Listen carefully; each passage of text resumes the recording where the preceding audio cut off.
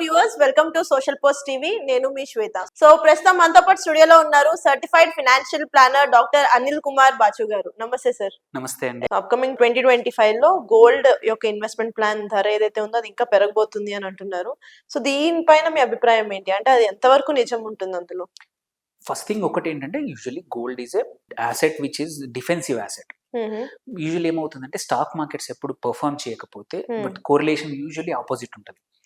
Gold మంచి perform చేసే అవకాశం ఉంది. And also dollar gold usually opposite. కొంచెం డాలర్ వాల్యూ పెరిగినప్పుడు గోల్డ్ కొంచెం తగ్గే అవకాశం ఉంటుంది జనరల్గా. దిస్ ఇస్ జనరల్గా, ఎక్సెప్షన్స్ ఉంటాయి. సో గోల్డ్ పెరగబోతుంది అంటే ఎస్, దేర్ న్యాచురల్గా గోల్డ్ ప్రతి మీరు లాంగ్ టర్మ్ యావరేజ్ తీసుకుంటే 6.5 to 7% per annum వస్తుంది. ఎనీ మార్కెట్స్ ఎనీ దేనిలాగానే ఇది కూడా 6.5-7 వరకు లాంగ్ టర్మ్ గోల్డ్ ప్రైస్ పెరుగుతూ ఉంది. కాకపోతే ఏంటంటే, అంటే there is both sides. Gold ఏంటంటే నెక్స్ట్ ఫ్యూ ఇయర్స్, ఇప్పుడు ఎస్పెషలీ అమెరికాలో డొనాల్డ్ ట్రంప్ గెలిచాడు. January 20th నుంచి ఆయన ప్రెసిడెంట్ అవ్వబోతున్నాడు. ఏంటంటే there is a prediction that dollar అనేది ఇంకా స్ట్రెంత్ అయ్యే అవకాశాలు ఉన్నాయి.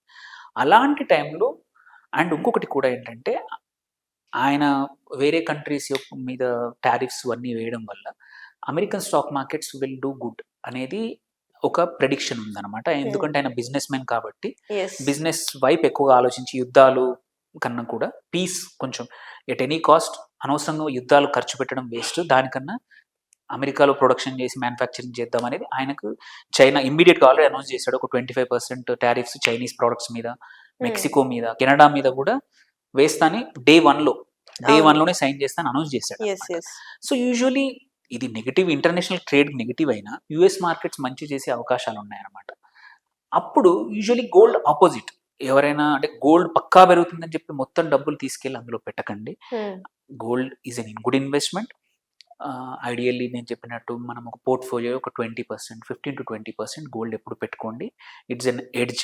మార్కెట్స్ పర్ఫామ్ చేయనప్పుడు గోల్డ్ పోర్షన్ కావాలంటే వాడుకోవడమే తప్ప గోల్డ్ ఇయర్ ఇలాంటి ప్రెడిక్షన్ మీద హై అమౌంట్ అయితే ఇన్వెస్ట్ చేయొద్దు. ఎందుకంటే దెర్ ఈస్ ఆపోజిట్ సైడ్ కూడా అంతే వ్యాలిడిటీ ఉంది, ఎస్పెషల్లీ నెక్స్ట్ ఇయర్ కి. బికాస్ మనకు తెలిసి ఈయన గెలిచాడు అండ్ ఇప్పుడు యుద్ధాలు ఆల్రెడీ ఆపేస్తానని రోజు మాట్లాడుతూనే ఉన్నాడు, ఇది ప్రెసిడెంట్ అవ్వకముందే. సో యూజువల్లీ యుద్ధాలు అవ్వకపోతే ఎప్పుడైనా సరే అంటే అన్ప్రెడిక్టబిలిటీ లేదనుకోండి, లేనప్పుడు స్టాక్ మార్కెట్స్ ఎప్పుడైనా సరే మంచిగా పర్ఫామ్ చేస్తాయి. అన్ప్రెడిక్టబుల్ లేనప్పుడు ఆయిల్ ప్రైసెస్ తగ్గుతాయి. ఓకే, అండ్ ఎకానమీ, అన్ని కంట్రీస్ది ఎకానమీ స్టేబుల్గా గ్రో అవుతుంది. అలాంటప్పుడు యూజువల్లీ స్టాక్ మార్కెట్స్ మంచిగా పర్ఫామ్ చేసినప్పుడు ఎవరు గోల్డ్ని పట్టించుకోరు, గోల్డ్ని పట్టించుకునే పరిస్థితులు ఉండవు అనమాట.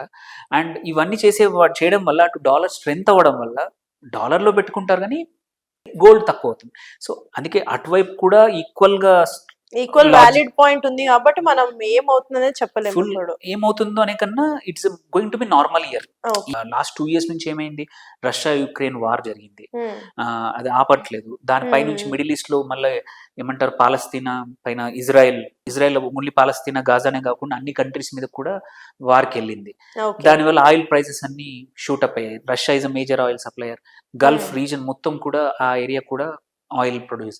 దానివల్ల ఏమైంది, ఆయిల్ ప్రైసెస్ పెరిగాయి అండ్ సైమల్టేనియస్లీ అనిశ్చితి అనేది ఉండడం వల్ల స్టాక్ మార్కెట్స్ కూడా కొన్ని కేసులు తగ్గాయి. అండ్ ఈ అనిశ్చితి వల్ల గోల్డ్ అనేది మంచి పెరిగిందనమాట.